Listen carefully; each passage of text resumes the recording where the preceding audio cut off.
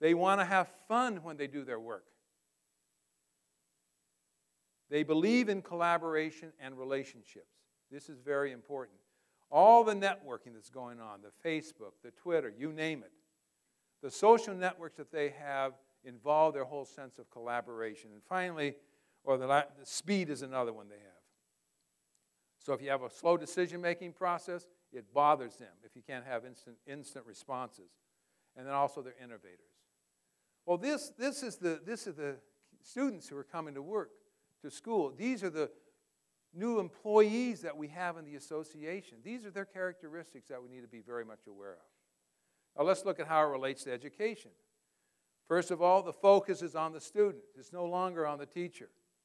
The idea of the sage on the stage is done as a primary way of conveying information.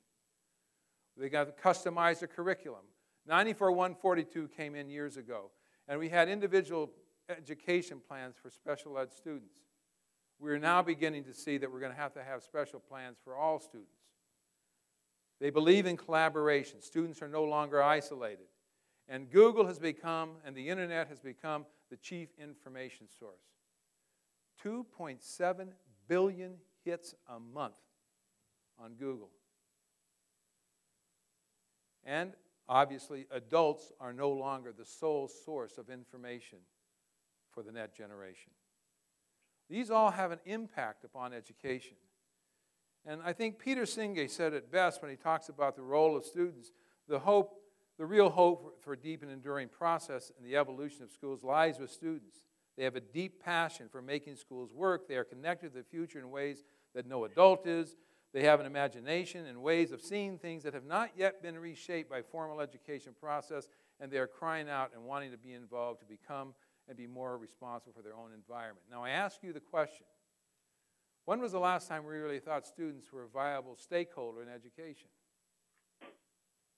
Because usually the adults are the ones who make I'm not saying they should run schools, but what role do they have as we begin to look at the reshaping of schools? Now, if we begin to look at the information age versus the industrial age, obviously our current education system was created in the industrial age as well as the affiliates were.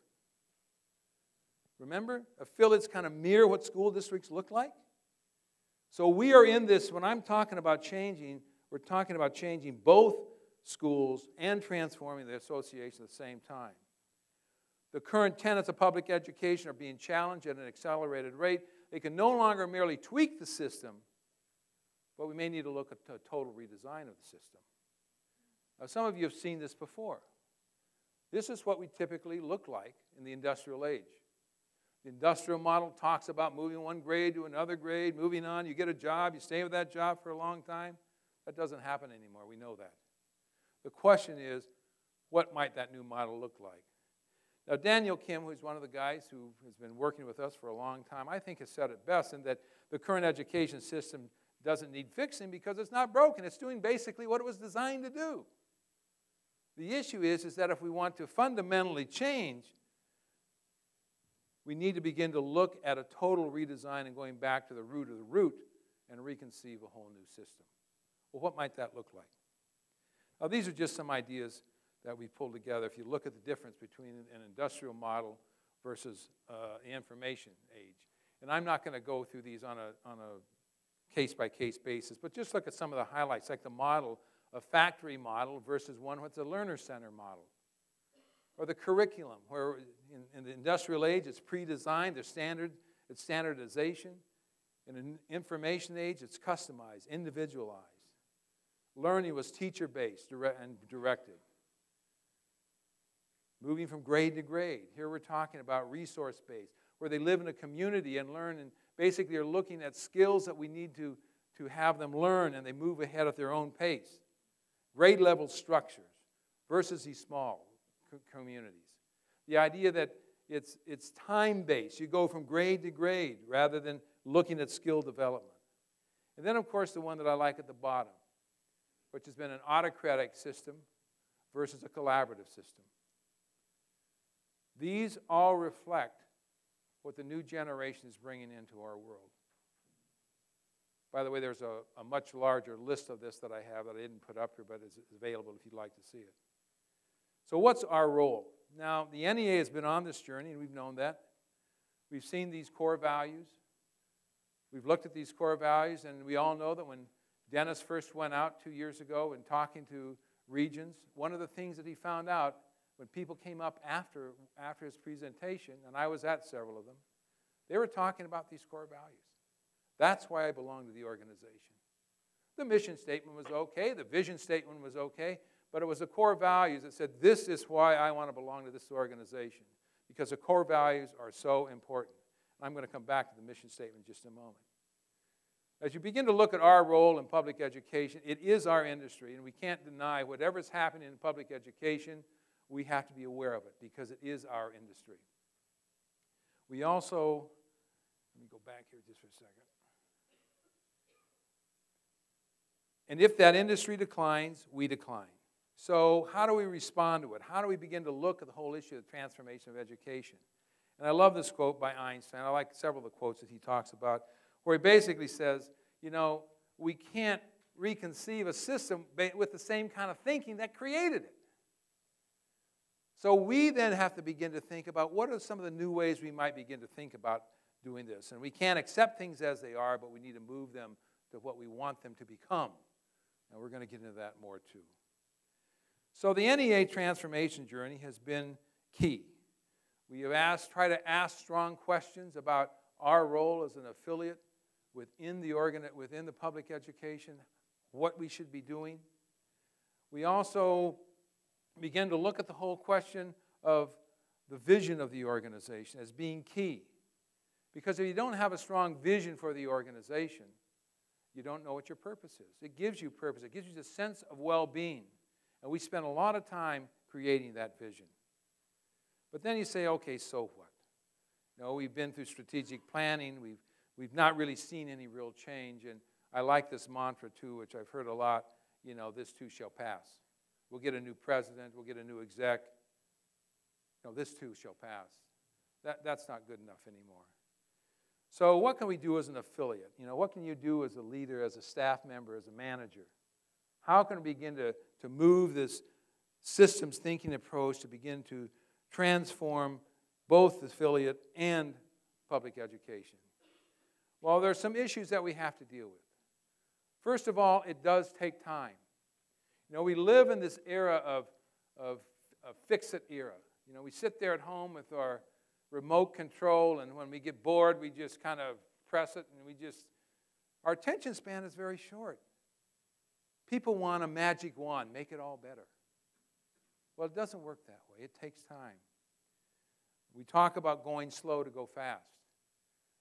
We've had that experience at the NEA, frankly, of making decisions. And, you know, it's the old thing where you say, ready, fire, aim. Right?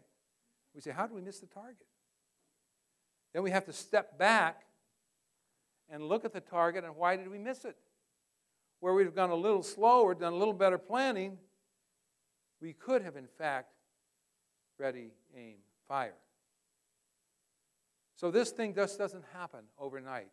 And we're going to see an example of that in just a minute. One of the things we've also found is that, as we've done this work, is that attempts to reform education have been episodic. They've not been sustainable. Because we've not looked at it from a systemic standpoint, we've looked at it from an isolated standpoint. And I love this report from the Annenberg Foundation, which reported about 2 years ago in their Annenberg Challenge, where they've spent $1.1 billion, with a capital B, in trying to reform education. And at the end of that 5-year period, they basically said we had no systemic impact. Might have helped the pilots that we dealt with, but nothing really impacted the whole system. So we look at this axiom that's very important here. I want to spend just a bit of time here. Read this carefully with me. If you optimize parts of the system, you are guaranteed to sub-optimize the larger system. If you optimize the larger system, we are guaranteed to sub-optimize or reform some parts of the system. This is a different approach.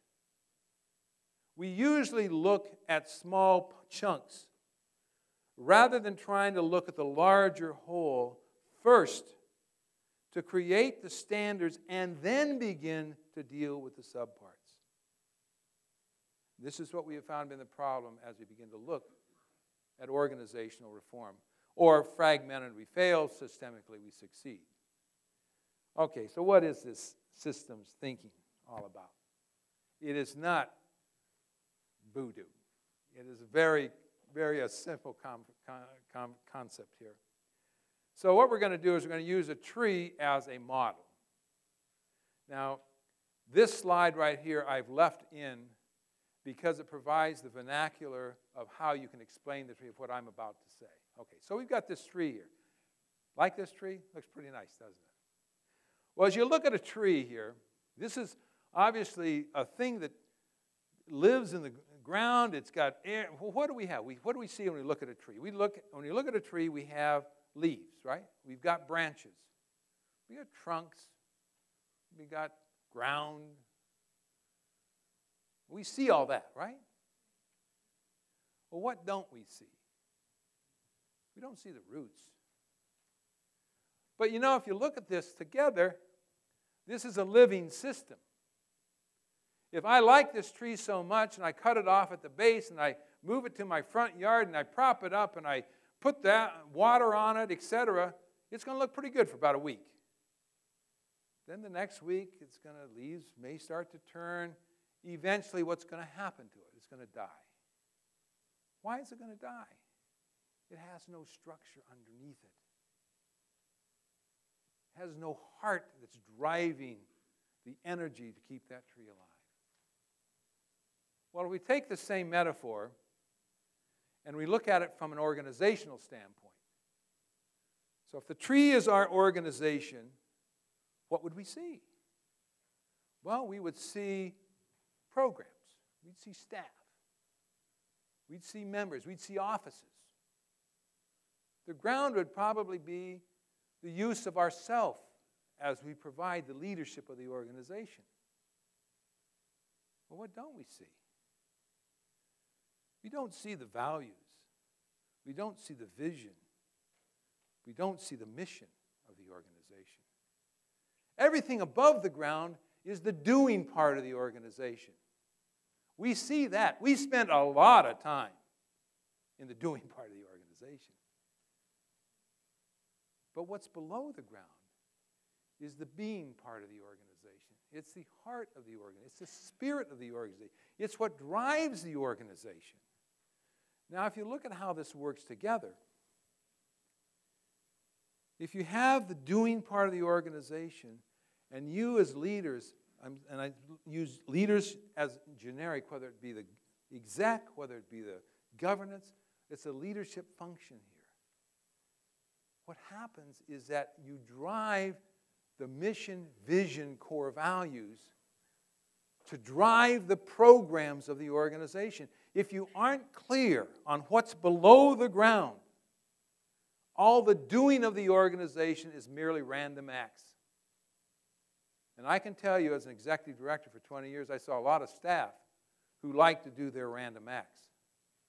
Their thing, right?